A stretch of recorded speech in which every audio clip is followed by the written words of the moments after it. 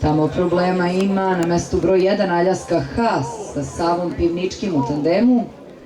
Čini se da se sredila.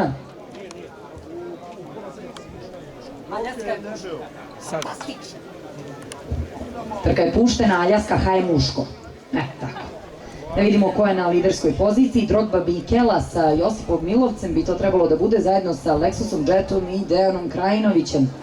Međutim, s polja čini se da ide naravno Milan Preradović na sulkama grla Lamour Oaks. U trećem je Špuru, kasa jako dobro i najverovatnije će uzeti lidersku poziciju. U skoku grlo broj 2 Drogba Mikela, a ipak je ono, Drogba Mikela sa Josipom Milovcem na sulkama. Ovo skače, šta to radi?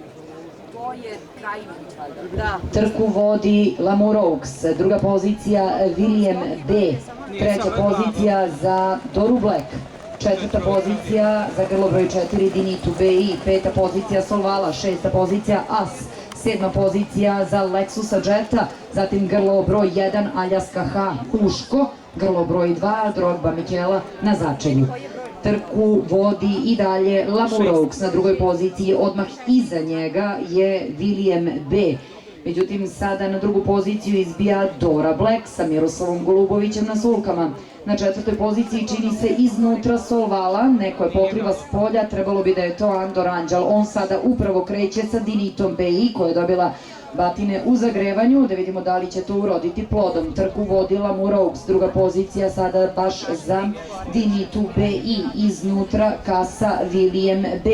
Trku vodi Lamour Oaks, druga pozicija, krenuo je tamo As, čini se da je ono plavi dres Ivana Vukova. Čeka se naravno i napad Solvale na začelju grupe, grlo sa galopom, to je Drogba Mikela. Trku vodi i dalje Lamour Oaks, ali bit će ovo vrlo uzbudljiva završnica. Lamour Oaks na liderskoj poziciji. Vidjet ćemo ko je to na drugom mestu, ko to ugrožava Lamour Oaks, da li je to Dora Black, s polja skroz kasa As, ne, to je Denita BI i Andor Anđel dobijaju ovo nadmetanje, velika borba za drugo mesto, As drugi, treća pozicija za Lamour Oaks, Solvala ponovo četvrta, zatim grlo broj 1 Aljaska